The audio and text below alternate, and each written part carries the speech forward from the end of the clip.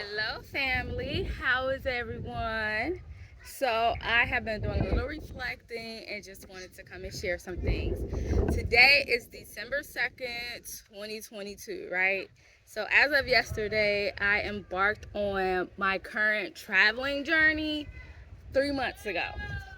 And it has been a wonderful journey. It's been what's the word that I would like to use? A lot of unexpected twists and turns. It's been a lot of learning new cultures and not a lot of new experiences, a lot of new exposure. It's been a learning journey. It's been so much, but for me, like the most um the most like primary thought that I can say that I have for me is that it's been a constant reminder of how freaking powerful I am. Like, oh my goodness. Okay, so with me saying that, like, yesterday was the 3 months. So let me just say it's been 3 months, and in 3 months I have been in 3 countries, right? And I've just been remembering how when I first decided a couple years ago that I wanted to take this journey, and I don't have any money. I'm barely um, living check to check at home, right? And I'm like, I don't know how I'm going to do this, but one thing I know is that I can do it because I've done it before. So I'm just writing out these things that I want, like how I see it in my head. So at one point, I was like, I'm going to visit, I'm going to take a 3 month sabbatical, and I'm going to visit 3 countries in 3 months. And then another one was like, okay, I'm probably going to do 6 months gone, and I don't know, I'll probably have to just do like 2 or 3 countries just financially. Like, it was like all of this passion, all of this desire of what I wanted to do. So when I left home this last time, we left in September, I was like, okay, I'm going to be gone for close to a year at least, and I don't know if I'm coming back. But during this year time, I knew that I was going to at least go to 3 countries. Knew we would be spending time in at least 3 countries: Senegal, South Africa, and then Turkey. Those were the 3 countries that we had said that I left on my itinerary, right? And I would stay in each country because I looked up like the visa requirements and all of that. So for each country that I chose, I could stay up to 90 days on a tourist visa, right? So I knew exactly the volunteering that I would do. I kind of had an idea of how we would stay. Like, in my mind, for the 3 months, I knew like we gonna volunteer for this much time, then we gonna get an Airbnb and stay for this much time, and blah blah, right? So yeah. That kind of went out the window about week 1 in Senegal, which was our first location. So as you can see, if I've been in 3 countries in 3 months, clearly we didn't stay in our first location or our second location for 3 months, right? One location for 3 months. So we actually stayed in Senegal for 1 month, and while we were in Senegal, we actually stayed in, what is Senegal? Regions or provinces? I can't remember, but I feel like they're provinces because I be getting mixed up.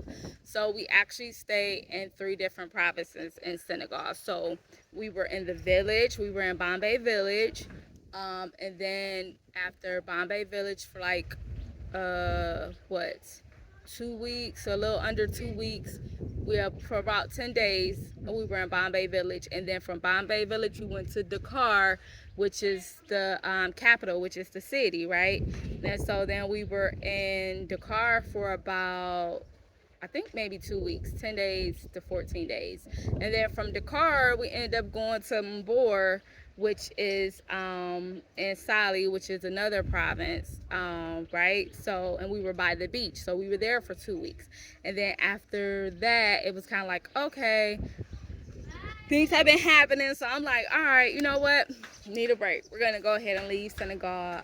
It's been beautiful. Oh my gosh, the people, like, that's a whole other, I know I got so many videos to do, but like the people in Senegal, uh the hospitality is unmatched to anything I've ever experienced. And yeah, so Senegal, it was just like, okay, we're gonna go somewhere else, right? We made some plans.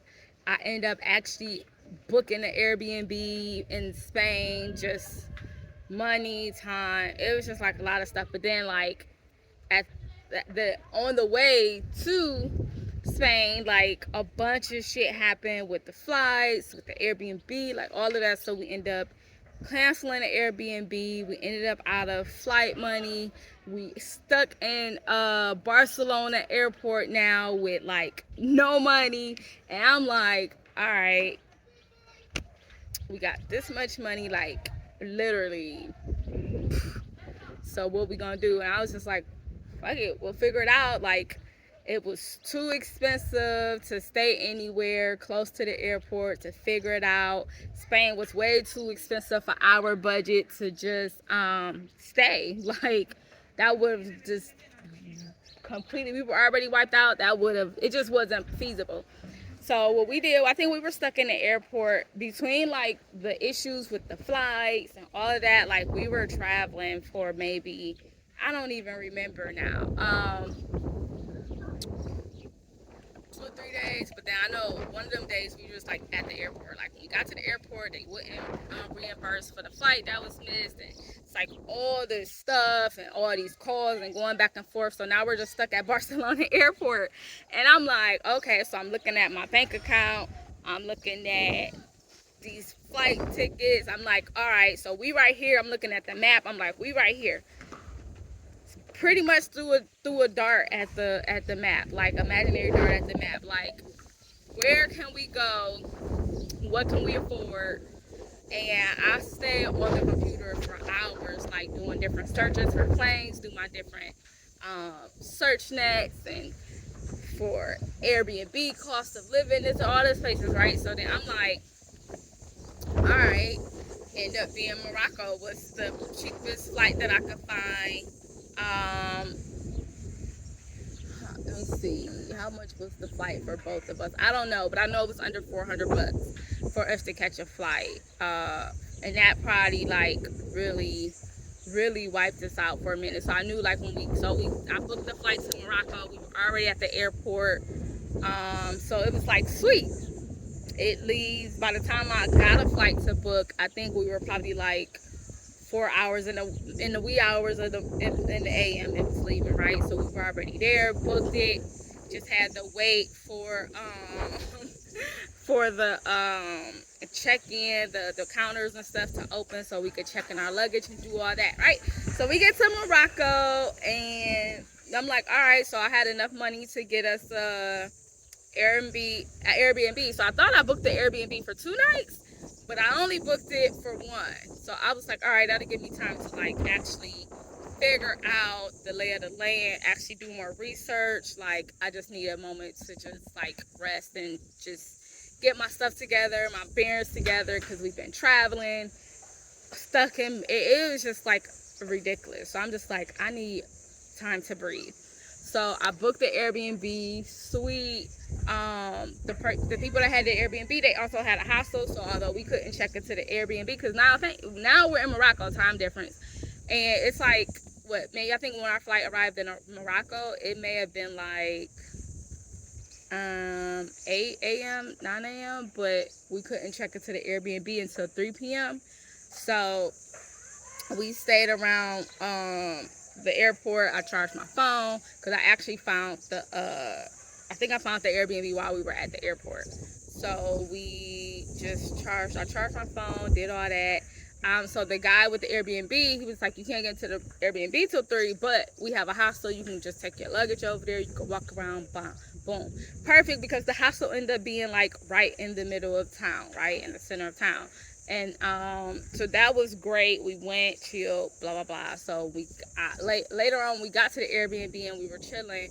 I was like starting to look for other like Airbnbs where we could stay for a time. I realized that I had only booked the Airbnb for one night and I thought it was 2.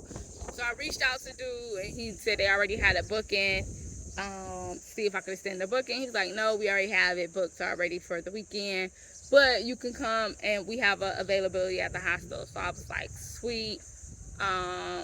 End up booking the room at the hostel for the next day. So we went back and stayed at the hostel. So like I said, it's just been a journey. So we end up getting a room. One of my besties actually, thank you, put the room on one of her credit cards for the Airbnb for the month, so that I could just have time to just breathe and figure out some shit, right? And I'm like, okay, cool. Wasn't really stressed, but I'm like, I was tired. I was exhausted of researching and checking and looking at stuff and just that how everything had happened. But I was like, hey, shit's gonna work out. That's just how I be feeling. Like, I don't know what's gonna happen, how it's gonna roll, but it's gonna roll. So that was worked out. We had the Airbnb in Morocco for a month, so that was perfect. So we stayed in Morocco for a month, and then here we are in South Africa. And I always knew I was coming back in South Africa because if you guys know, I first visited South Africa in 2018 with my niece Kalani and fell in love with the staff and the people at LYD, the community here in Mzangazi, South Africa. So I knew I was coming back. I've kept in touch with a lot of them. They like family now. So I knew I was coming back. It wasn't even a thought to me. So here we are, right, in South Africa, and we've been here for about almost a month now, and we will be here for a couple more months because we will actually take advantage for the first time of our 90-day window for our visa. But I'm just like, I say all that, I went on this whole story time, right? I say all that because I'm like, really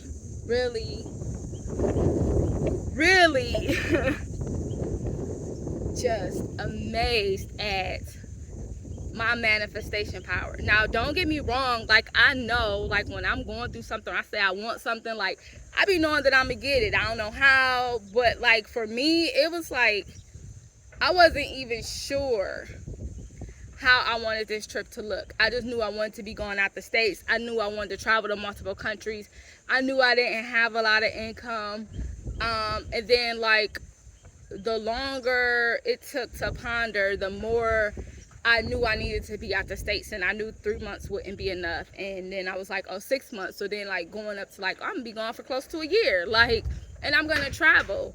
Just to see how me even saying that and writing it down and is manifesting right now what I'm living. Like, my very initial thought that I wrote down, my very initial desire was I was going to visit 3 countries in 3 months. And even though that wasn't the plan when I left, like, I fucking have been to 3 countries in 3 months. Like, my very initial desire, the very initial goal, the very initial plan that I wanted, that I stated that I was going to have, like, I have. And even though that changed and evolved, like, the universe remembered that. That's how I feel. Like, my spiritual team was like, we got you. Everything that you said you wanted to do, you're gonna do. Like, I'm in 3 countries in 3 months, and now that I'm in the 3rd country, we're gonna actually stay here for the 90 days like we planned, and then we're gonna go somewhere else and stay there for the 90 days that I planned. So I'm like in awe at, like, me. Like, I am freaking powerful. I am the resource. Everything that I say that I want to do, everything that I envision, I am always favored enough to be able to experience it and do it. And it's just also a reminder to me that I try to be really, really careful with my words, really, really careful with my energy. And this just reminds me of that. Like, I said 3 months in 3 countries, the very beginning, a couple years ago. I sowed that seed from my words and the desire at that moment. And although my desire changed over the course of the couple years, and my focus changed, and what I thought I could have changed, like, I had already planted that seed. I had already decided that that's what I was going to do. And even though it changed for me, like, that seed had already been planted. The universe was already like, all right, we got you. We're going to make it happen. So now here we are a couple years later when I'm thinking like, oh, I got this plan and I leave the States with this one plan. And that shit was just non-existent when I left. Like, and this whole other plan of action, this whole other experience that my spiritual team that is providing for me, and I'm like here for it, and I'm so overwhelmed with gratitude. I'm so thankful. I'm so reveling in like who I am, because when I tell you that although I know stuff is going to happen for me, I'm still human, and I still look at my bank account and I'm like, I don't know. I'm still looking at things that I thought I put into play it's not happening. Like, things fell through from the beginning. Like, whatever plan I thought I had, it didn't. Whatever money I thought I had, it wasn't. Like, some things fell apart, but oh fucking K. Like, my team is still like, you still good. I'm still good. I'm still good. I'm still out here. I'm still being taken care of. Like, and I be wanting us to understand, like, one thing that I learned in 2018 when I started this, and I was worried, and I was just like, okay, how am I going to do that? And the revelation that I had, the conversation that I had my spiritual team then, like, I am the resource. Yes, I am more comfortable when I have a bank full of money, right? Because I can allocate. I have more control over what is going to happen, how it's going to happen. This journey, you don't really have that much control, but that's been the journey of life, learning that I don't really have control over a lot of things. You think there's an illusion, but there's not really control, and being okay with that and trusting enough in myself, my karma, my life, who I am, my team, my power, my energy. Man, trusting enough. And when I say spiritual team, I'm saying like the creators, gods, universe, ancestors, spirit guides, whatever is out here in the spiritual realm that's looking out for me that I don't freaking know, that we don't know, because I just think we all guessing. We don't know what the fuck is out here. So I say spiritual team even when I'm communing to them, so that I don't leave out anything, any being, any entity, any spirits, anything that is looking out for me. Like, I want to acknowledge them all. So I will collectively say like thank you to my spiritual team, and then I'll say like, you know, creators, universe. Like, I will shout things, I will acknowledge all of that, but then I also say, and for any other beings or entities or anything else out there that I do not know, that I am not aware of, that is looking out for me, and protecting me and guiding me, like, thank you. So when y'all say spiritual team, like, that's what I'm saying. But like, to go back to what I was saying, to just be confident and comfortable in that, like, my team is going to take care of me, even when I'm looking in front of me and it looks like, how am I gonna do this? Like, I'm the freaking resource. Like, money is fine, but I'll be okay because it's me. It's me that people love. It's me that can create relationships. Like, we are the resource. People is the resource, are the resource. When I came to South Africa, the family that I created here in 2018 allowed me to be able to stay here for the 90 days that I originally said, because of relationships, because of the resource, right? So just expanding my knowledge and my knowing of that yeah, money is great. Currency is great, but I'm the biggest currency that there is. I am me. So um there'll be times when I'm like, oh my goodness. And I literally had a conversation with my team. I was like, look, this is what y'all told me to do. Y'all told me to do this. I'm looking, I don't even know how this gonna happen, but I know it's gonna happen. I know y'all got me. But hey, this is how I'm feeling. This is what it's looking like from my perspective. I don't know what y'all want me to do. Tell me what y'all need me to do. And literally, I went to sleep on my end. And I mean, I had our day. We went about my day. Went to sleep on my end. And when I woke up, I had a Cash App notification in my email that somebody has sent me some money. And when I went back and looked at the time from their side and on my side, it was like, thank you again. I'm having a conversation with y'all at work. Appreciate it. So yeah, I did a whole longer video than I expected to. But thanks for listening, and I just wanted to give you guys an update on my 3-month journey. Here it is. I'm overwhelmed with gratitude for everyone that has been placed on your heart to donate and support, and you have. I know you guys see me more active on social media than normal, doing reels because I'm trying to get income that way. I don't know how long that's gonna last because I really don't like posting for real, but we'll see.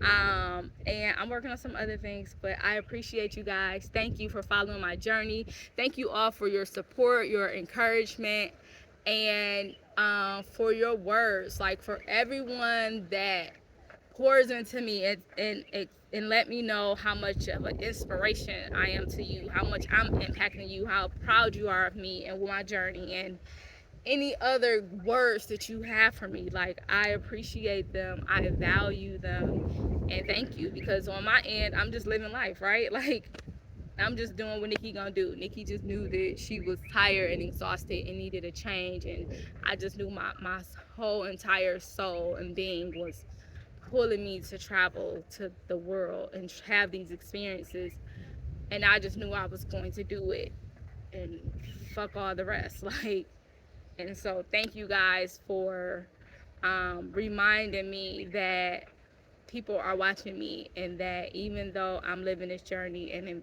may be difficult and it is what it is for me, like, I don't realize the impact that I'm having, but I am impacting you guys. So I appreciate you. Thank you, and that's all.